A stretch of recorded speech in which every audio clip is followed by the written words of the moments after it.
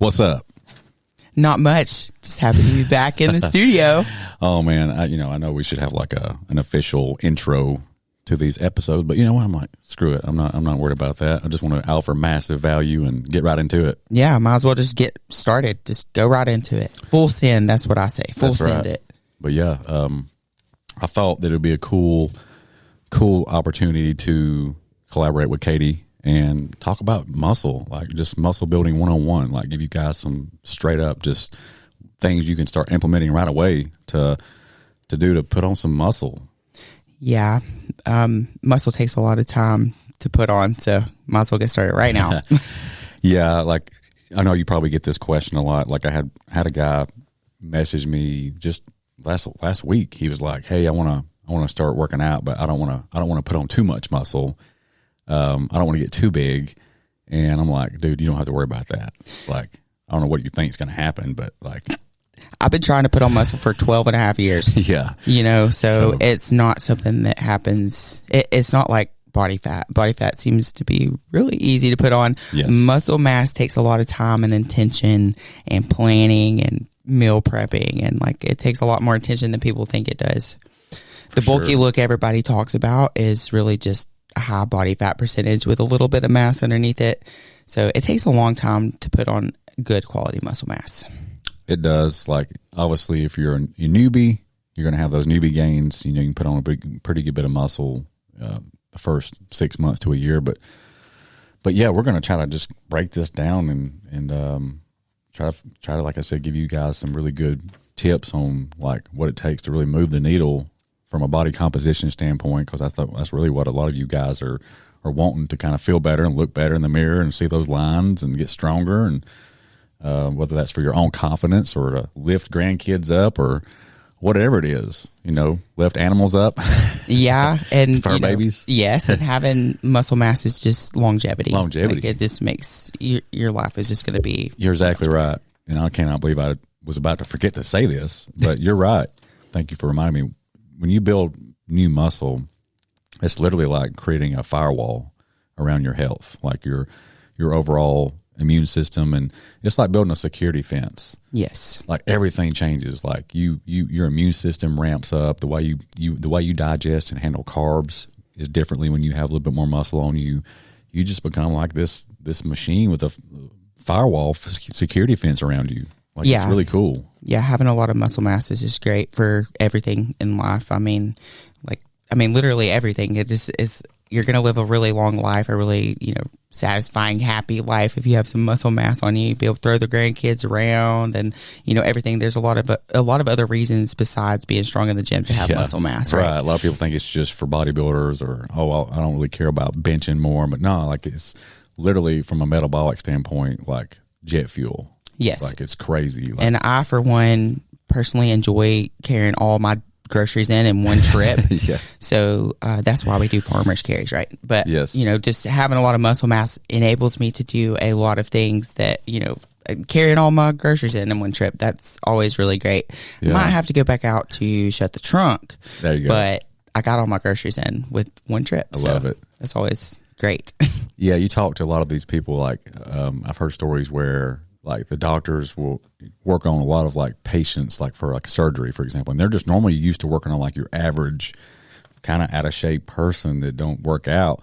And yeah, like sometimes these surgeries recovery time is like 3 months. Right. Well, then all of a sudden they'll have somebody come in that's like, a gym rat and has a lot of muscle on them, and that patient will recover in like 4 weeks. And yes. The doctor's like jaw dropped, like how in the world? And they all they can chalk it up to is like the muscle, like.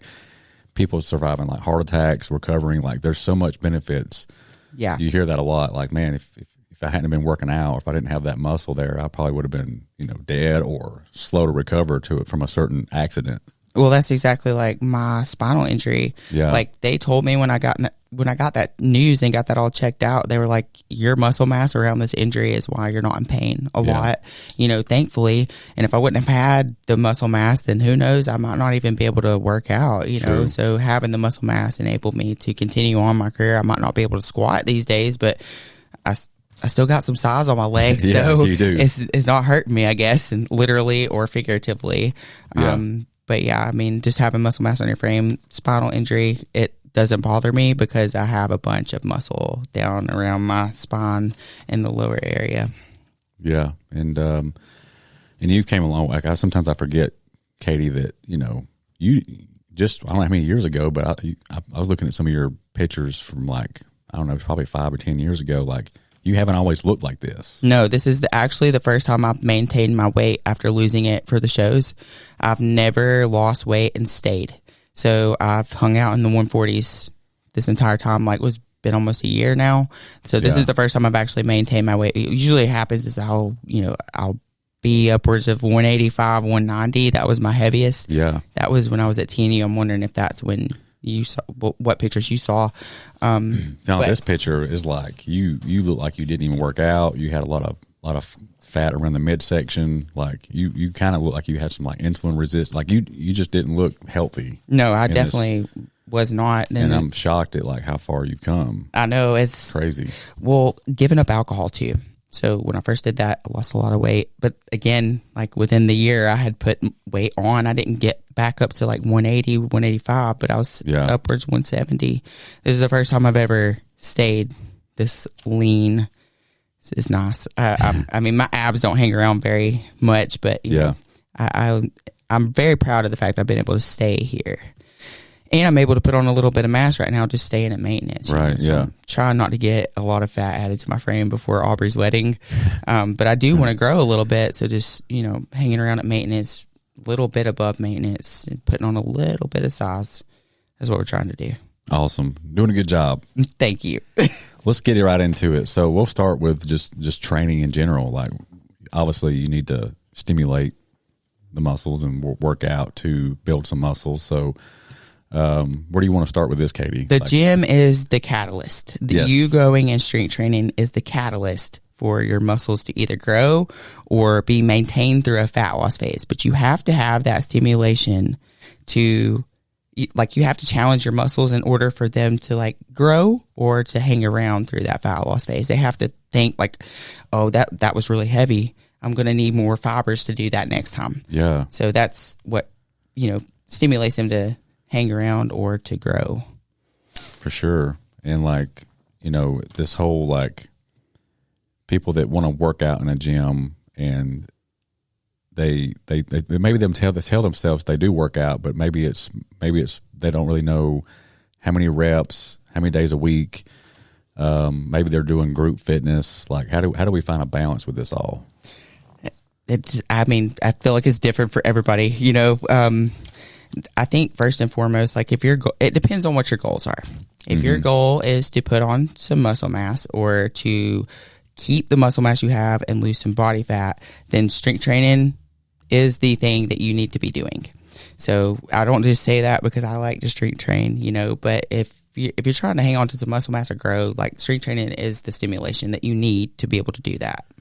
So give some examples just for some listeners that may be just brand new and maybe thinking about getting more into weightlifting. Like what's some exercises that you consider true blue lifts or that would equal some muscle gain? I always think of Michael Scott, like keep it simple, stupid, KISS. Yeah. The basics work. So your basic squat, your basic deadlift, your leg press, the big compound movements, those are the best way to maximize how much you can load onto those.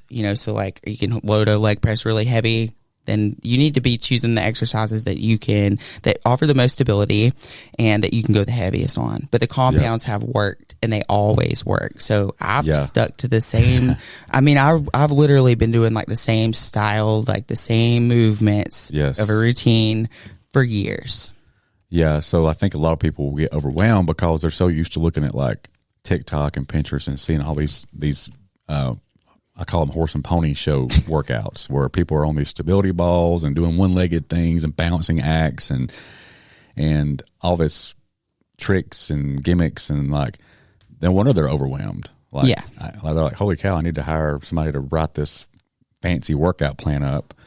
But in all reality, Katie's right. Like, I'm to the point now where even like with my own coaching, like I just tell them straight up, look, if you're looking for some kind of fancy, elaborate, brand new workout every week or every month, then I'm probably not your guy. We're going to focus track and strength on just a handful of movements. That's exactly what I do. Yeah. With my clients and myself. Like I keep up with my workouts. I'm always making sure that so this week I did X amount of weight on this exercise. Next week I'll go back and try to do more. Yeah. So I'm constantly looking to progress, but it really is the basic movements that have always worked, and it is the consistency in those basic movements while trying to go as intensely as you can on a weekly basis. That's what stimulates your muscles. Yeah, so let's just assume we're going to talk about like the squat, and then like if you have if you have a back injury from the past, or you're just a brand new person, then you don't have to start off with free weight barbell squats. Anything that you can just start with that you can load up some weight and have that squat movement. There's Smith machine, there's squat machines. Yeah. I would say if you're brand new and green to the gym, never set a foot in the gym ever, you probably need to start with like more isolated movements, like, some seated extensions, single joint movements to really build your endurance up first. But with even with myself, I front load my compounds because they're more intense. So I want to put my energy behind those big compound movements first, and then I do the isolated movements at the end. But like I said, for the newbies, I would probably start them off with those isolated movements just to get their endurance up. But always front load the compounds lifts just for the intensity. And you could graduate from that to like just a leg press machine, and then eventually maybe one day work your way up, go to a Smith machine, and then one day go to a free weights. I love the leg press. I am somebody who uses the leg press all the time, and I've seen a lot of success using the leg press. I'm somebody who hates doing hip thrusts. So I'm also the coach who's going to tell you, if you don't like an exercise that I'm calling for you, we don't have to do it. Same thing with the food. Like I don't like hip thrusts. So I usually save them for the last of the compounds, and I'm not making a lot of progress with them because I don't like to do them. So guess what? I don't do hip thrusts. There's plenty of other movements out there, but don't feel like you're confined to a box. Just find what you like and what works for you. Yeah. And just try to get as strong as you can on those exercises. Yeah, and speaking of that, so we've talked about the exercises, the squat, some kind of maybe shoulder press, chest press, like just compound exercises, a deadlift of some sort. So what are we looking for as far as like how much weight should we be striving to use, and what does that look like in reality? Like, is this more of a higher rep thing? Should we do like a 15 to 20 reps because that burns more fat? Or what is let's break that down.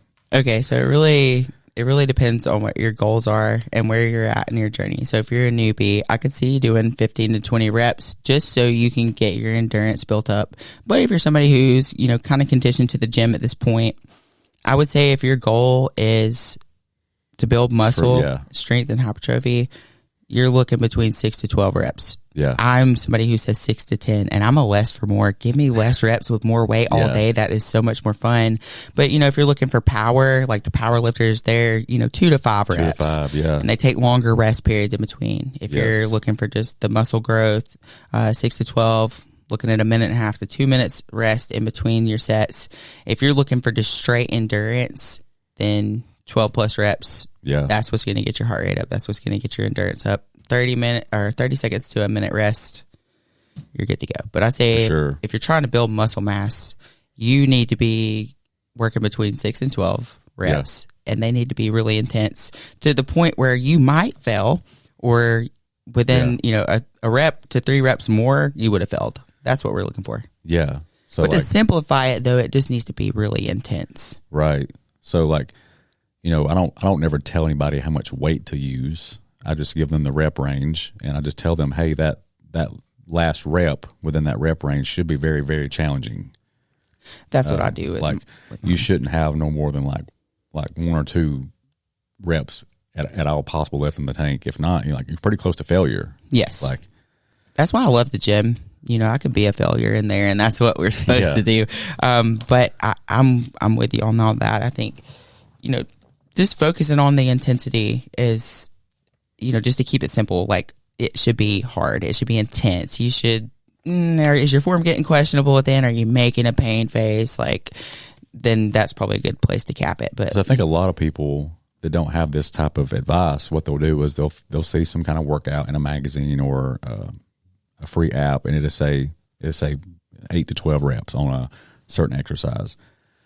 Well, that person will do that, but they'll choose a weight that's pretty comfortable. They'll just do 12 reps and think, all right, I did it, and put the weight down, and not knowing that you really need to choose a weight that last rep. Yeah, you're starting to crank out a little bit of ugly face. Yeah, it's not super comfortable. Yeah, we talked about the stimulation and that catalyst behind the growth or the maintenance of your muscles. That's where it is the intensity. That's what creates that stimulation. Yeah. So regardless of what you're doing, just make sure that if your goal is to have a good balance of like strength and body composition changes, then you probably can just start working in that 6 to 12 rep range and just try to strive for that last rep being pretty dang challenging. Like there's no reason why you should be able to do 4 or 5 or 6 more with the weight you've selected. If that's the case, then you're leaving gains on the table. You need to go up in weight. Yeah. Now I do get into the nitty gritty with myself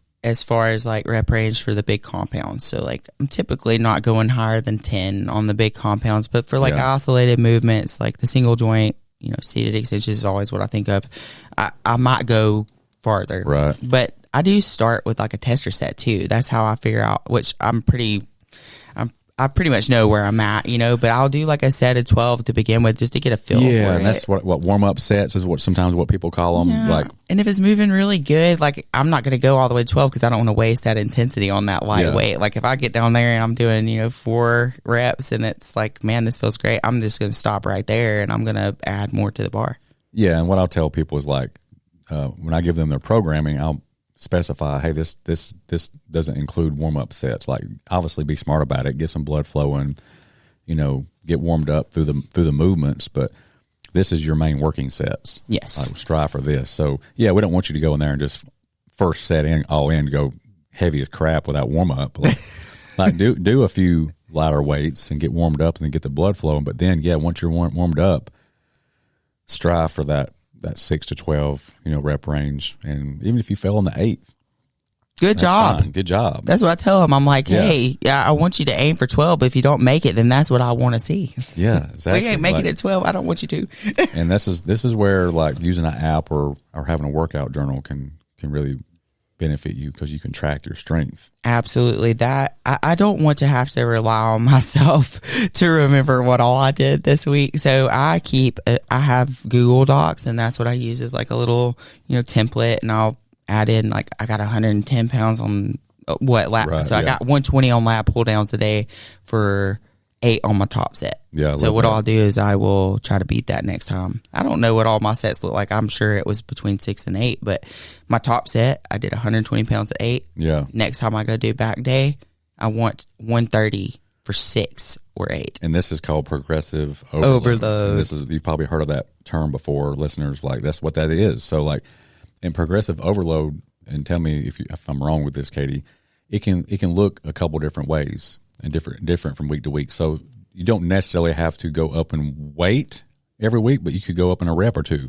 Yeah. So like if I could kind of toggle back and forth. Yeah. If I tried to go for a 130 pound pull down and it just wasn't moving, I'd dial it back to 120 and try to beat my reps. Yeah. Or, it's just trying to get stronger or better or progress, make that progress. That's what we really need to be trying to do. It's not a matter of like, I have to do 130 pounds next time. It's just, I want to do a little bit more that next time. And when we say a little bit, like honestly, sometimes this is just adding 2.5 to 5 pounds. I was literally about to say that sometimes the heaviest plates in the gym are the 2.5 pound plates. Yeah. I could squat 325 pounds back in the day, but when I went for 330, I couldn't get it. Oh, I'm telling you, sometimes those lighter weights really are the heaviest in the gym. Yeah, so don't be scared to break out those little 2.5 pound plates. If that's 5 pounds. That's progress. Progress. You did more, and don't be afraid to fail at it either. That's what I tell my clients too. If we put this on the bar and you fail, at least we know. True. We know where the cap is, so we can dial you back and we can beat it another time. Go back. You can 3 months from now, you look back and be like, "Wow, that was my sticking point on that date, and I'm past that now." Yeah, I had a girl start I'm not necessarily a powerlifting coach, but I can program to get her stronger to go into powerlifting. She started with me. She had only been working out at Planet Fitness, so never had access to the barbells. Yeah. So she could not squat. Like her ankle mobility was really bad. Just little things that we could tweak with other training. And so that was back in September. She came, I guess it was in early February. We went for her squats again.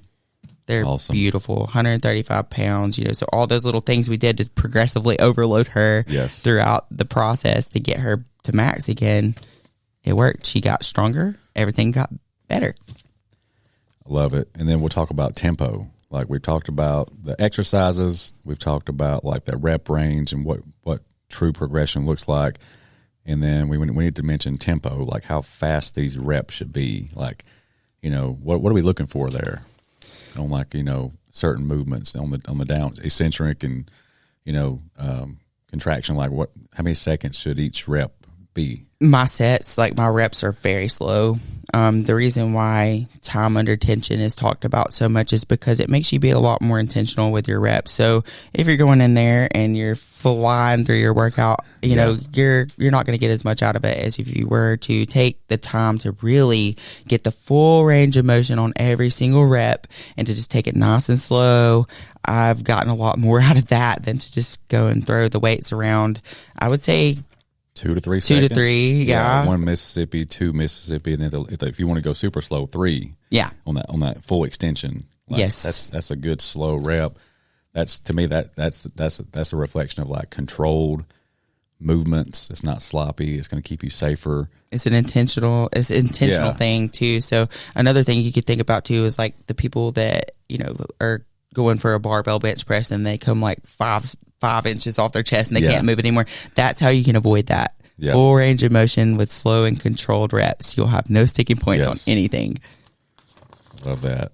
And then as far as, did we already talk about the group fitness balance and having a happy medium? Like, because a lot of our listeners do enjoy group fitness, whether that's Orange Theory or just something your gym has that's got no name. It's just a really good hour sweat, high reps. Like you're doing some, you're doing a lot of the movements, but it's more for time. You're getting a good sweat and a good burn, and you feel really good afterwards because you sweat a lot and burn a lot of calories. But how do we find that happy medium between somebody that loves the sweat and like the cardio, but they also have goals to put on some muscle? Like how can we create like a good balance between those two worlds? I think it's really important to remember that we don't just say that strength training is what you need to do to put on muscle mass or to maintain muscle mass, that it truly is what is going to help you maintain or grow. When you get into doing group fitness classes, I think they're great, but if your goal is to build or maintain muscle mass, the problem with the group fitness classes is that there's not that stimulation. So you'll see the overcomplicated movements where they'll do, the overhead press down into the squat. The problem with that is that your legs are a lot stronger than your shoulders are. So at the bottom of that movement, your legs are really not going to get the stimulation to grow. They're getting a burn. Yeah, and you're burning some calories, and that's all great, but if the goal is to build or maintain muscle, and you're doing things like that, like you're wasting energy at the bottom of that because your legs are much stronger than your shoulders, and then you're taking away from the shoulder movement because you're wasting the energy on your legs. Yeah. So it's hard because a lot of people do really love group fitness, and I love group fitness. I go to spin class every Saturday. A lot of it's just the community aspect. Yes, I love going to spin. Like the music, it's a good, I could see where, you just show up and you just work out, takes the guesswork out. Yes. You don't have to worry about like, you don't have to worry about the program. Yeah. I think group fitness is great for a lot of people, but like I said, if the goal is muscle mass, it definitely depends on your goal. But if you're trying to put on some mass or maintain the mass you have, I would say, group fitness here and there is probably really great. Sprinkled in, 1 or 2 classes a week, but then 3 to 4 days of some weightlifting. Yes, the weightlifting. Yeah. Again, is what gives you the stimulus for your muscles to grow. So doing that in a group fitness class, it's probably not intense enough for you to get that stimulation out of it. And like she just keeps saying, it depends on your goals. Like if you're completely fine with where you're at and you're just, man, it's good for you just to get in there and move and sweat and you're fine with that, then great. But if you're at a point where you're like, you know what, I've been doing these group fitness classes for like a year or two, but I still don't really have that look in my mind that I thought that I should be by now, as far as like if you have a fitness model or a person that you aspire to be or look like.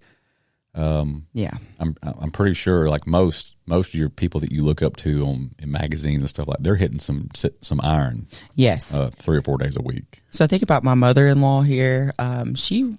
Before I met her, she was doing a lot of group fitness classes. She had lost a good bit of weight, and it was amazing. Like, she lost a lot of weight, and she was doing really great with it. And then, I think she had decided she wanted to, work out alongside Mark and myself and my mom, kind of join in on us doing our workouts. And she looks entirely different. Mm-hmm. Now she has muscle mass and she has shape. So she had lost weight. She got down and realized she might need to put on a little bit of mass to have the shape that she wants. So strength training and going heavy. Now, she didn't want to trust me at first. She didn't want to trust me. But once she got into it and really started trying to focus on getting stronger and her nutrition was in line, like her shape just changed. So she's got the hourglass figure. She's got, muscle mass on her frame. It's been impressive to watch her get so strong. Yeah. She's one of the anomalies that is a female who is stronger in their upper body. Love that. You don't typically see that, but her entire composition changed, when she started strength training. She was doing really great with the group fitness and everything, and she really enjoyed the community, but the shape that she wanted was not there.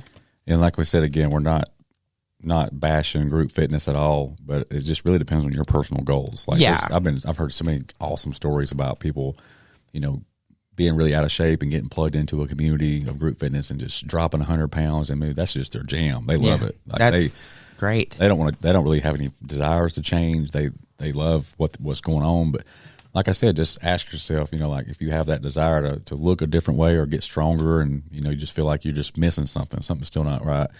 It might be something to look at, as far as just hitting more true blue weightlifting a few days a week. Yeah, and we definitely are speaking in regards to like the muscle mass and the lean toned figure, so group fitness, great. I love going to spin class. I love group fitness, but as far as my physique, I'm in the gym hitting the weights for that.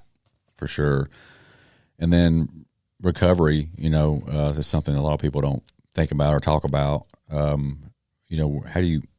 What is your idea on like overtraining, and how much downtime do you need between like working out with weights? Like, what's that perfect split look like? Okay, so I can speak on a personal level here because I actually did my own experimentation with my last bulk right before I decided to commit to the Roman. I was hitting 3 leg days a week. So since then, through this bulk, now I'm hitting 2 leg days, and I'm taking 72 hours in between, and I have grown more. Dang. So I know this is to be a fact. You need at least 48 to 72 hours between your lower body days. So if you're hitting legs on Monday, you don't need to hit them again until Wednesday. Same for the upper, even if it's chest. I take 72 hours between my chest and back days too. And it's really because of the inflammation period. It varies from person to person, but like we talked about on the last episode, to make sure you're checking that box, you could wait 72 hours. It seems like it should be the opposite. I have a lot of really eager clients who are like, oh no, I don't need to wait that long. And I'm like, you do, because if you're going to go in there and you're going to bust it the way you are, and you go in there the next day and you do it again, it's like walking on a broke leg. It might get better, but it's going to take twice as long. True. So it's the same thing with your muscles. They have to recover. They have to go through that inflammation period. They have a lot of metabolic processes that they have to go through to grow. So make sure you're allowing enough time between your sessions to maximize your gains. Yeah, and like, the frequency, like how often can you get away with, so like the typical bro split, like, that's what I grew up with, the just demolish legs one day a week. Of course, every Monday was International Chest Day. You just spend an hour crushing chest. Tuesday might be legs. Wednesday might be arms. Thursday could be shoulders. Friday could be like core and abs or something like that. I don't know, but like just crushing one body part per week, where you don't really revisit that muscle part again for like another 6 or 7 days. Versus like you hear people doing like push pull leg splits. You hear people doing like full body workouts like every other day. like a full body workout, and then, you know, just one or two sets each, take a day break, then you do it again, like more volume.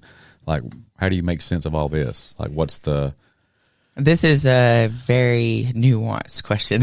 I guess it depends on like schedule. Like, depending on how many days a week you have available to work out. That's why, like she said, I don't think there is a perfect answer. It's not but that's why there should be cookie cutter.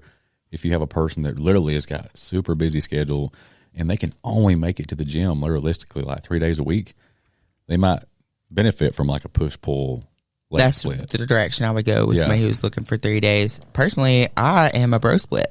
just straight up. Straight bro split. Like, I'll do a leg day Monday, chest, shoulders on Tuesday, leg day again on Thursday, and back on Friday. Cool. What is yours? I'm curious. Since I kind of grew up in the bro split, that's how I was taught, you know, at Rome Health Spa days. Yeah, you just did, Monday was chest day. I still kind of do that. I'll change things up sometimes. Sometimes I'll do chest and shoulders. Sometimes I'll do chest and triceps. Sometimes I'll do back and bis. Yeah. Sometimes I'll kind of shake things up a little bit like that. But it's very rare that I'm just only doing one muscle group. Like I don't just do chest. Like I'll either do chest and triceps, or chest and back is a crazy pump. Yeah. Well, those muscle groups go hand in hand too. That's why I'll do chest, shoulders, triceps. Yeah. Because the push, you're going to get triceps out of it. Right. I don't think there's actually a perfect split. No. I think it really varies person to person, and I think it needs to be, you know, something attainable. Yeah, with your schedule. Yes, exactly. There's no perfect split. I have my mother doing shoulders and legs together on some days. You know, she's just limited to how many days a week she can work out, so we had to maximize her time there. There's nothing wrong with doing some side lateral raises the same day that you did a leg press. No. You know, there is such thing as using too much volume, like wearing yourself out in the workout, so that you're not really reaching the muscular failure point. You're just wore out. So that would be the fine line to draw. I don't think there's a perfect split. Typically with my clients, we're looking at, you know, 3 to 4 days. One's a leg day and 2 upper body days, or 2 leg days, 2 upper body days. But you could literally go in there and hit, you know, 2, 3 full body days a week and be good. I think just don't overcomplicate it. Make sure you're hitting all your groups a week and you should be good. And it depends on the person. Like I have one client, Dylan, and I know you don't mind me mentioning his name. He's from Texas. I prescribed him a leg day, and there was no more volume and no more sets than my typical leg day that I do and give my clients. And he just came back to me and said, dude, I'll hang in there, but I'm super sick. Like it taxed me. He's like, I almost threw up. After like the third exercise, I was like, okay, man, let's just play it by ear. Let's just, you know, hang in there. So he did it again next week. Same thing. He got like super lightheaded. So his CNS is similar to mine. Like ever since I was like 16 years old, I have so many memories of just laying in the locker room, super, super nauseous. Like something about legs just freaking stimulate my CNS, central nervous system, like crazy, to the point to where you get me under a squat rack and do 4 or 5 sets of really intense, heavy squats. Gosh, that alone is like, after that, I'm like already just pretty much done. I'm at a point now where I kind of have to break up my leg workout. That's like why I'll do like deadlifts, hamstring, and some like calf work, you know, maybe on one day, and then maybe just more like leg extensions and a few squats on a different day, you know, the 3 days in between. That way I'm not just making myself sick. Yeah, exactly. I typically do 3 big movements, one of those being a single leg movement, and then I'll do 2 isolated movements. Yeah. Like I literally do 5 exercises on my leg days, and my legs are bigger than they have ever been. Yeah. So honestly, less is more in the gym, for sure. So yeah, just know there's no perfect like programming. The biggest thing is just find something that you can stick with that fits with your schedule. And give yourself some recovery, and then we're going to get into the other parts of kind of recovery, which, you know, is nutrition, and some supplementation, of course. Sleep and stuff like that can play a huge role in how fast you recover. Yeah, I would definitely say just don't overcomplicate the bro split thing or the gym split. Like, it really is just, I look at my muscles like I have chest muscles, I have back muscles, I have leg muscles. Yep. So I just try to pick a couple of exercises for those. Yep. You know, 3 big exercises for those groups, you know, compounds, and then isolated movements, a couple of those, and you're good. Like, it doesn't have to be No. It's not cut and dry for everybody. It's different for everybody. For sure. Sleep. Yeah, sleep. That's that's like, clients, like just even me, like, I'm on a good bedtime routine right now, but man, there's so many people that's just burning the candle at both ends. I was about to ask what your bedtime routine was like. It's, and I get it. Like if you got kids, it's got practice and homework and stuff like that. I could see where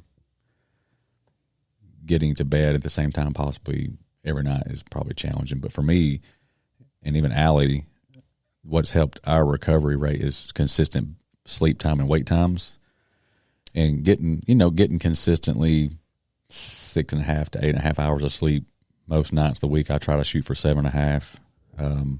But I know a lot of people's life just don't allow that. I could never function on less than 6.5 hours of sleep for more than a day or two. I'm with you. I have a really strict bedtime routine. Mark and I get up at like 4 o'clock in the morning. He works day shift now, so he's like going in at 6. Well, I like the morning. I'm good with that.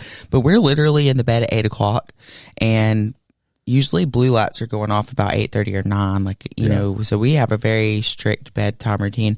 But sleep is up there with nutrition. Oh, it's like, I think it's, right there neck and neck. Like it's one of the biggest levers that you can pull when it comes to just overall health, how you feel, recovery, I was about to say fat everything. loss, hormones. Like they say just one bad night of sleep will cause anxiety levels to spike like 30% the next day, and hunger and appetite. I can feel a difference in anxiety and just feeling on edge when I don't get a lot of sleep. My circadian rhythm is so strong though. Like it doesn't matter if I go to bed, a little later or a little earlier, I'm getting that 6.5 to 7 every single night. But it is definitely an underutilized part of the process. I think people are just like, I'll sleep when I'm dead. And I'm like, no, I'll sleep right now because of my gains. So I'm going to sleep for what I did today at the gym.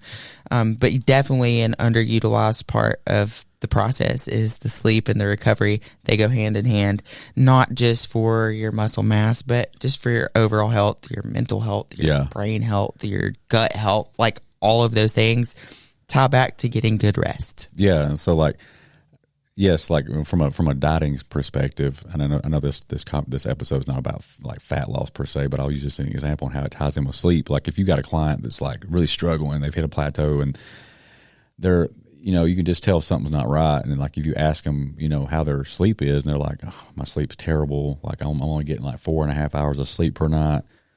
Like that's just a huge red flag right there that, if their sleep's off, their appetite and anxieties are over the place. And there's a good chance that there's some hunger signals being stimulated throughout the day, the next day, because of that bad sleep. They probably are not able to maintain their calorie deficit. Yeah. Because they're going to want to snack and nibble more because, food's comfort. Yes. If your anxiety levels are crazy shot because of bad sleep and the appetite cues are there, you're gonna want to graze a little bit more and go to comfort food, and you're sure as heck ain't gonna log it and let your coach know. Yeah, so, you'll definitely be a little bit more emotional with less sleep. I mean, that's how important sleep is with everything. Just rest in general, like maybe not necessarily like you need to sleep X amount of hours a night, but just rest, like taking some downtime. I've had to force myself to do that, but it makes the world of a difference to be able to rest, because it does play right into, if I'm going to go into the gym and work as hard as I am, you best believe I'm going to make it worth it on the outside, because it's really what you're doing outside that's going to make what you're doing inside the gym count. Yeah. Sleep is one of those things, and you will never catch me going past, like when we have gigs and I have to play from 8 o'clock at night to 12 o'clock, I almost die. I bet. All of my bandmates are older than me, and I'm the grandma. I'm the one that's like ready to go at 10 o'clock because I'm just not used to that. No. But all the old man guys in my band are fine, but jeez, definitely underutilized. Very big part of the recovery. Yeah, a lot of your pro bodybuilders will actually go train in the morning, go home, take a nap, and go back and train again that evening. Like that's like some of your pro elite people. That's how much sleep helps. You had me at till they go back and train again. I was like, go work out and go take a nap. That sounds like a dream. Like, but I do that sometimes too. I'll go work out and then Arnold Schwarzenegger days. Like if you look at the the documentaries, they would go train in the morning and then go nap on the beach. Oh, wow. Muscle Beach. You lay out in the sun and nap, eat some food, and then go back and train again that evening. So Wow. like that's how much they prioritize rest and sleep. Yeah, I mean, I do that. I've been actually having the break in the middle of my days right now, and sometimes I'll go home and try to take a little 30-minute, Oh my gosh, 40-minute cat nap. That's better than caffeine. That is better than caffeine. A little 30-minute cat nap on the couch with the cats. Yeah, Win. you're right. A 30-minute power nap will do, wonders to your day. There's a lot of evidence scientifically, too, that prove that is very good for you. Now, you go over an hour, you might mess with your sleep that night. Like, that's the only reason, I would say don't go over an hour. But there's a lot of studies out there that show that is very beneficial for your brain. I met a girl at IHOP a few weekends ago, because my post-workout meal on Sundays is IHOP pancakes, protein pancakes. I knew it. So it's the protein pancakes. It's a couple of eggs and some turkey bacon. It's like 600 something calories and 50 grams of protein. It's awesome. It tastes just like the real.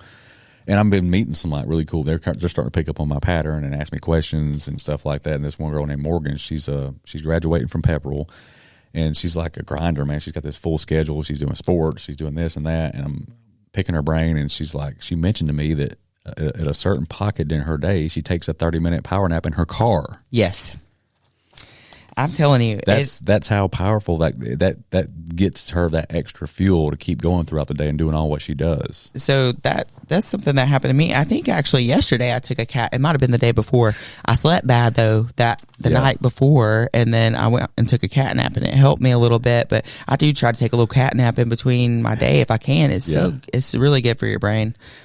But just 7 hours of sleep at night could do a lot for you too, I promise. So what we're trying to get at is like, and this is what I tell people, like, yes, I know there's a lot of things that you can't control. Like if you deal with like true, like, you can't sleep well, insomnia and stuff like that. Like I feel for you. That's, work with a doctor on that situation.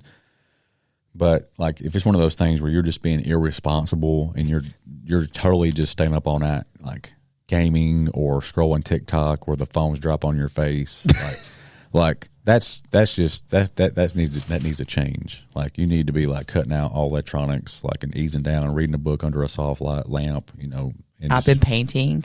Yeah, I mean that helps me kind of wind down too. But yeah, I agree with all of that definitely. So that's what, and I actually ask my people now on their onboarding questionnaire. I said when their intake form, what does the last 15 minutes of your life look like leading up to sleep? And it's got options: reading a book, scrolling till the phone falls on my face, or watching TV or something like that. And I give them some insights. So, hey, this could be a problem that you could be.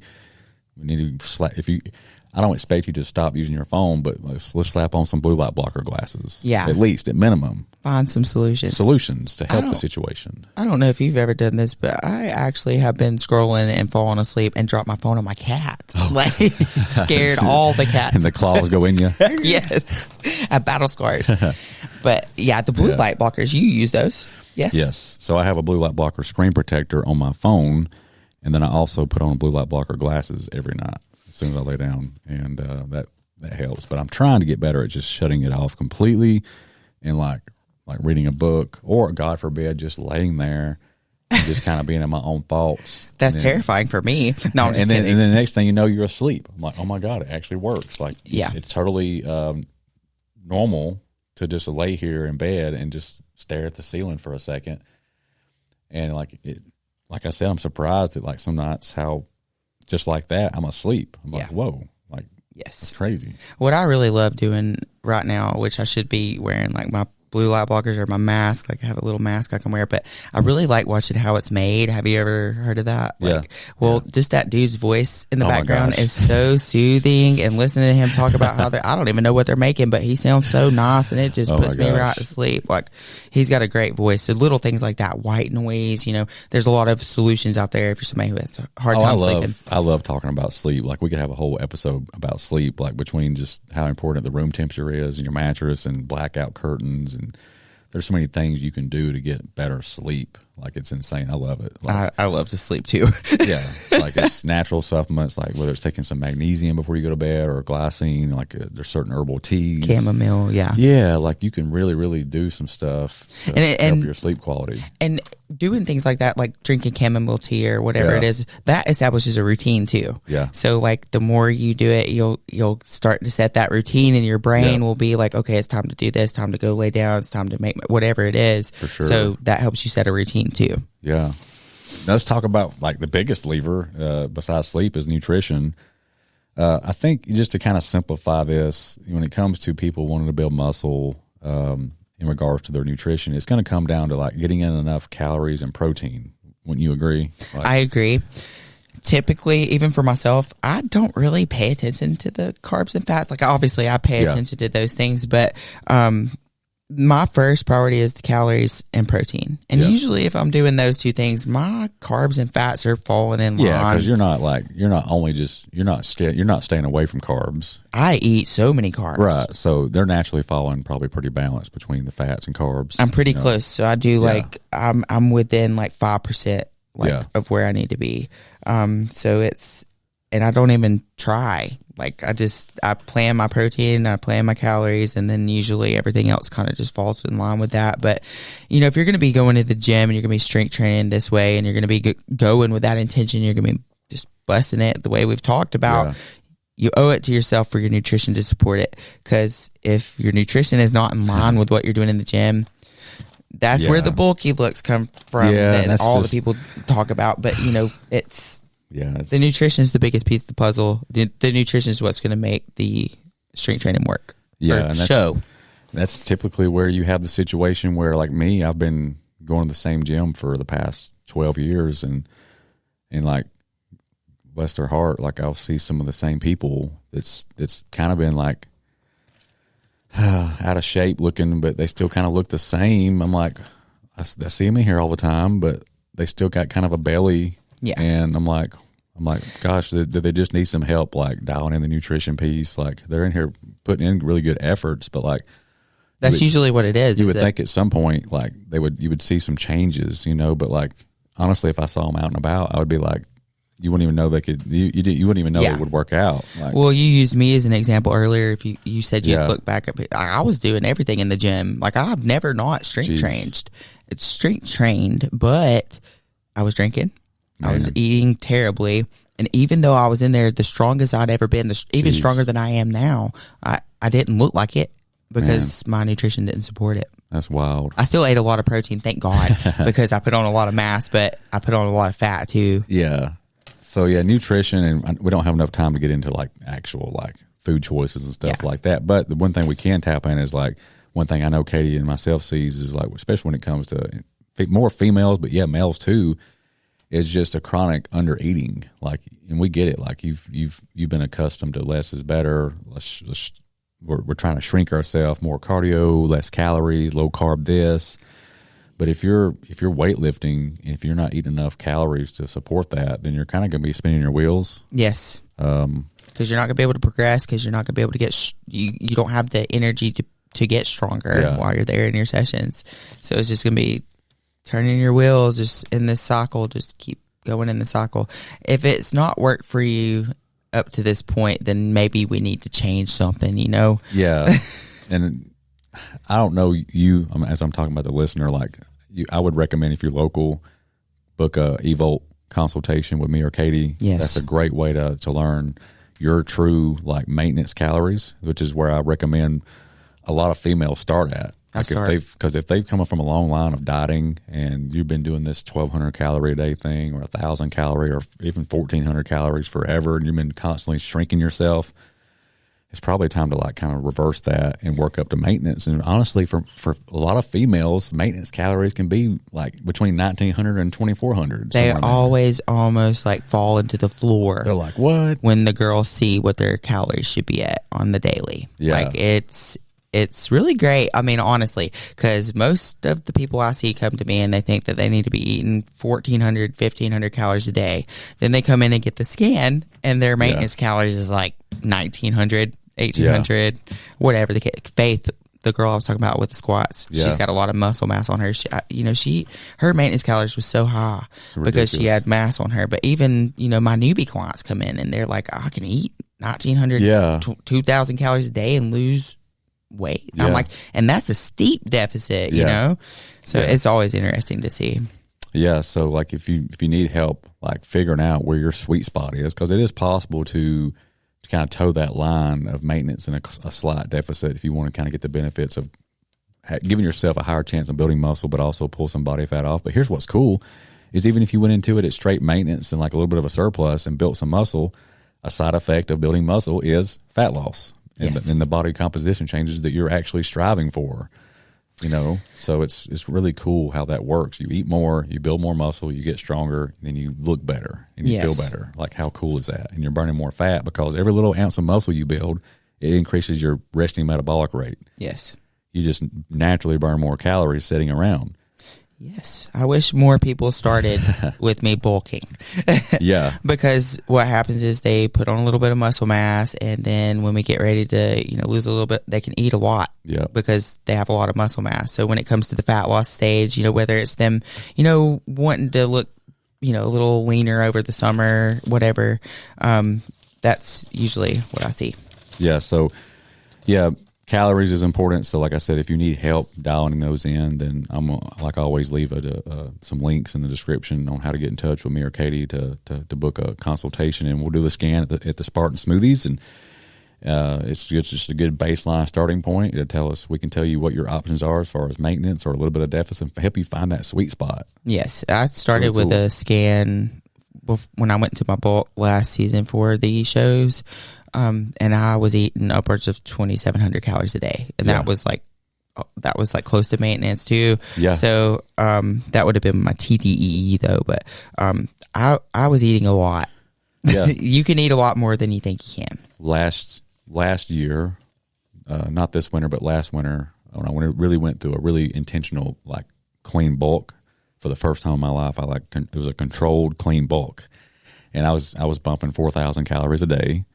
And then Allie, my fiance, she's a lot of times, man, she's got her calories up to 3,000, 3,500 a day. Yeah, I easily could have eaten a little bit more. I think my baseline was at 2,700. Yeah, that was like I could eat that much and not gain weight. So maybe right around 2,500, but it really is crazy. The girls that come in, I mean, not necessarily just females, but people that come in and they see their results, and they're like, at the bottom it shows how many calories they can eat according to their goals. Is always like they're just deer in the headlights in a good way. It's like, crazy. I can eat this much. Like, I'm like, but clean food, Yeah, of course. Yeah, and of course, if you book a consultation with me or Katie, we'll also talk more about actual food selections and stuff like that too. Oh, so added benefit. We don't just talk about macros and leave you hanging. We'll actually give some food and meal ideas and stuff like that. All the things. Meetings.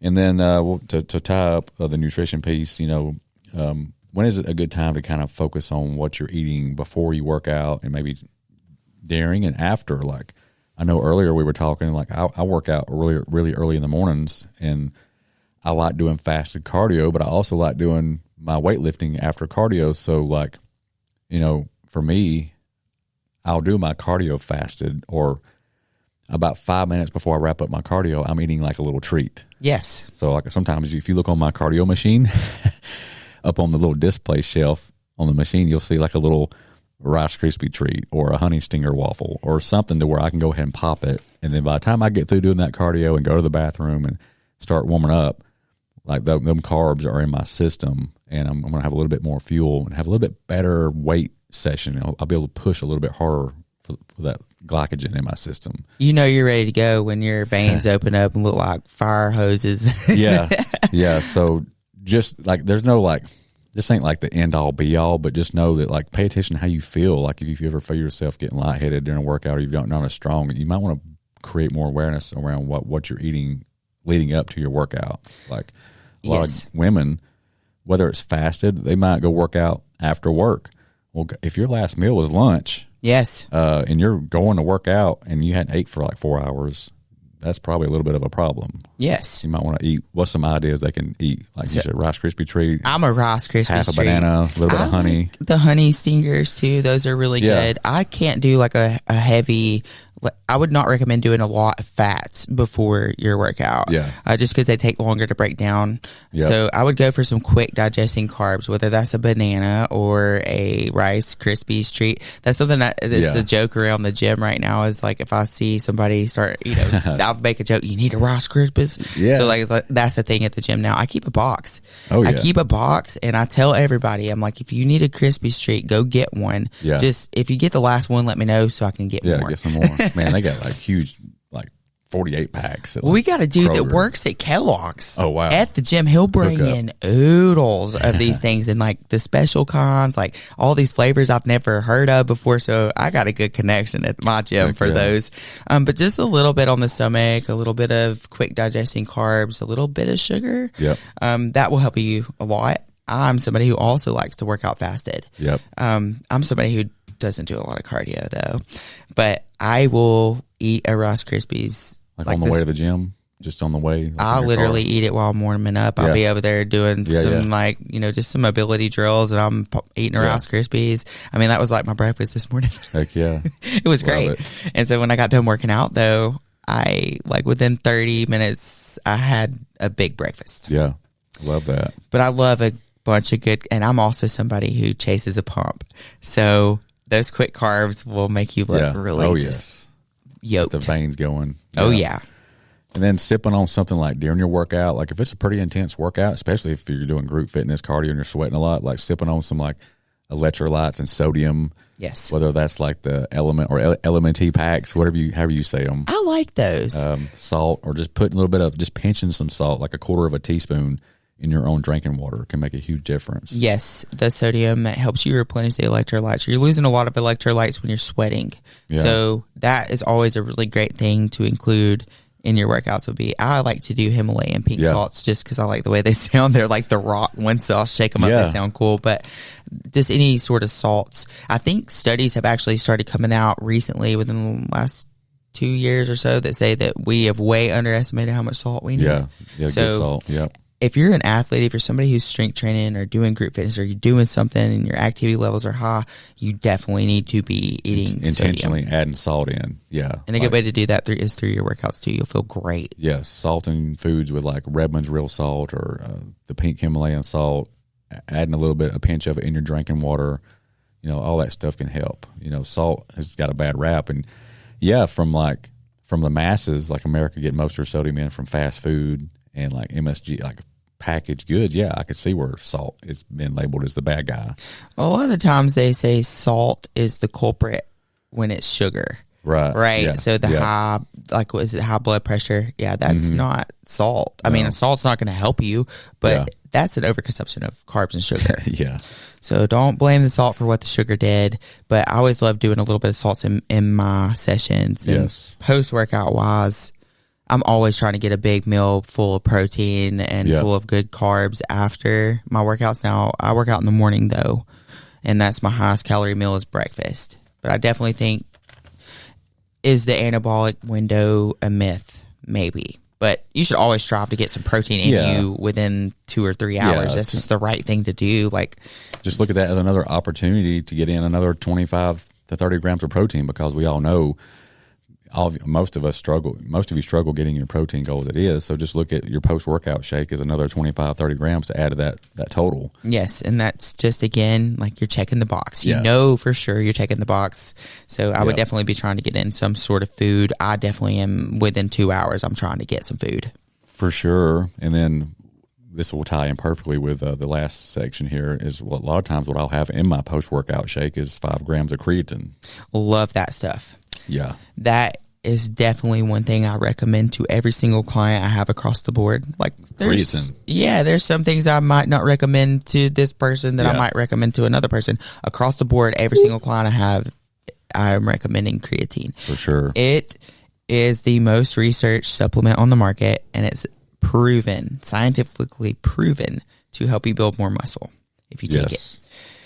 So I love creatine. I would say, so honestly, I'm not taking creatine right now. And the reason is my hydration is kind of hit and miss. Like I'm hitting good hydration one day and the next I'm not doing good at all. So I'll definitely make sure that you are hydrated. Make sure you're consistently hydrated, and then get you some creatine. Yeah, 5 grams a day, 7 days a week. Creatine is one of those things where I'll see people be like really inconsistent with it to where they don't even really get the benefits from it. So creatine is kind of slow acting. It takes about 3 or 4 weeks for it to get full blood saturation levels. So like take it every day, treat it like a vitamin, set it on the kitchen counter somewhere you don't forget.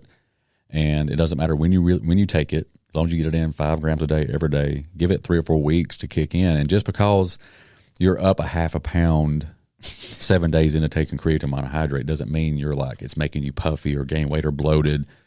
Gosh, there's so many other factors that could have contributed to that. It could have been that time of month. It could have been what you ate the next day. It's not the creatine. Now, creatine does pull more water into your muscle cells, and that's how it gives you the benefits. Yes. But I'm probably up 2 pounds right now from where I was this morning. Right. So, yeah, I do think that there's a lot of stuff around bloating with creatine.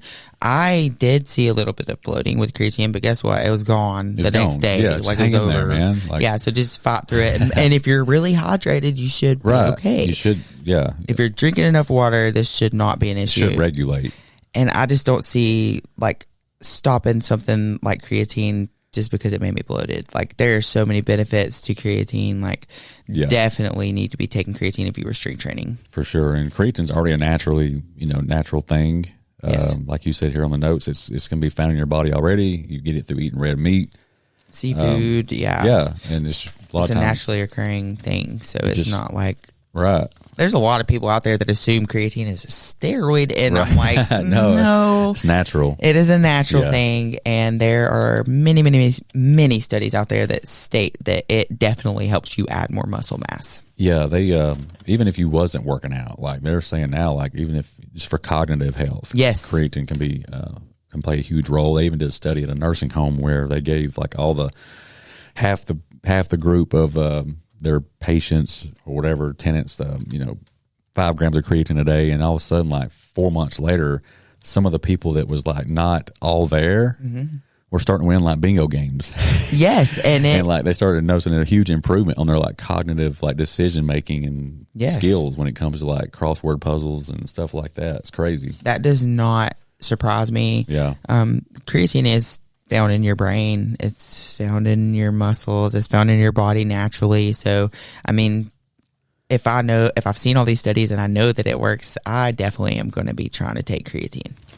For sure. So, yeah, I mean, to recap on this episode, just find you a way to be consistent with at least 3 or 4 days a week of weightlifting if your goal is to build some muscle, get stronger. Whether that's for looking better or just like we were talking about, picking up grandkids, building more bone density for later on. Because you talk to somebody like Lindsay over at Lindsay Bellcase over at Shift Therapy, she unfortunately sees a lot of people that may not have been like overweight their whole life. Like it might have been some runners and yoga people, like they just did a lot of running, but they neglected like weight resistance training. Well, when they get up in their 60s and 70s, the wind blows the wrong way and they break a freaking bone. Yeah, it's definitely the key to longevity. So she's working with people now that don't even start working out with weights until they get into their 70s because they're trying to catch up, trying to then start. So don't do that. Be proactive, not reactive. Yeah, so like just know that like it's important. Like you don't want to be one of those people that like, is frail at 70 years old and the wind blows and you break a hip, because we all know the domino effect that creates. You hear so many people that break a bone or a hip and end up in the hospital and they get pneumonia and they end up passing away. Yes. All from freaking falling on the backyard, picking up sticks. Yeah, and I think too about like one of my colleagues at the gym, Ashley, she has a daughter named Reagan that is like just a bundle of energy, and I love when she's at the gym because like, I mean, we had the hill slides for like the hill slides. Yeah. I was slinging her around the room with the slides. She was like skating, and she's so she's a little heavy. Yeah. And if I didn't strength train, I don't think I would have been able to play with her that way. And we had a great time. So it's just little things like that, talking about the groceries or being able to move furniture by myself, or like I can literally do things by myself. Like, I don't have to depend on anybody to pick something up for me because I can get it myself. Like, I can guarantee you. Stick something, like I said, if you need help putting together some kind of plan that works with your schedule and your lifestyle, then again, reach out to me and Katie, book a consultation. We'll dial in all this reps for you and stuff like that. But yeah, give yourself recovery, focus on sleep. Your calories have to be in place, nutrition, and then splash in a few supplements. And then that's really a good recipe for building some muscle, and give it time. Like she said, this is a slow game. You can tweak somebody's calories and knock off a pound or two of body fat per week pretty consistently, sometimes more. But muscle's a slower game. I mean, if you can put on, gosh, what would you say, 5 or 6 pounds of muscle in a year? That's really good. That's like smoking. Yeah. That's like maybe as a newbie. Yeah, that would be incredible. Like that's good. That's a good bit of mass. Yeah. It's very slow. It takes a long time. It's just a process that takes a lot longer than people think it does. And it's not going to happen from a 4-week challenge or a 75 hard. Like, you need to get dedicated. Like, I've dedicated years to it. Yeah. Actual minimum. Years. Yeah. Like, I've actually had people come up to me and ask me, how long did it take you to do this? Yeah. I'm like, you don't want to hear it, which I've gone through a lot of other things too. So there's a lot of other factors, but like, we've been at this for me over a decade, you over 2. Yeah. So it's not something that just happens overnight. Like, you have to be very intentional. You have to check all the boxes: recovery, nutrition, sleep. All those things have to be in line all the time. Yes. So if you're really wanting to put on some muscle mass, and realistically, you need to be trying for a year to do it. Yeah. Minimum, Minimum consistent stuff you can do for a year, for sure. Yes, exactly. Well, awesome. Thank you for having me again. This was great. It's going to be a new thing. I love it. I think, like we've talked about, just trying to kick off the podcast again. We're going to try to get in here at least every week or two and drop new subjects. We'll be, as soon as we finish today, we'll start brainstorming on the next one. Yeah. And just really trying to just keep it simple, and for you guys to be able to understand it and start implementing right away. That's our goal. Not get too down the sciencey rabbit hole of stuff. Well, I just feel like, when you look at social media or your research, there's just so much out there. There's so much information out there. We've been in it for so long that we've actually gone through it firsthand and know what doesn't work or what does, so let's take the guesswork out of it and stop trying to distinguish between what's fact and fiction on social media, because I can promise you there's a lot of crap on social media. We take the guesswork out of it. We'll tell you what works and we'll tell you what doesn't. And of course, depending on what your goals are, but this helps take out any questions about it, because I remember in the beginning I was like, I don't know what's what. Yeah, like I said, we're going to drop links below. Book your consultation, reach out to me or Katie, and let's get you in the shop for like an hour and sit down and map some stuff out for you. Appreciate you guys tuning in as always, and we'll catch you next time. See ya.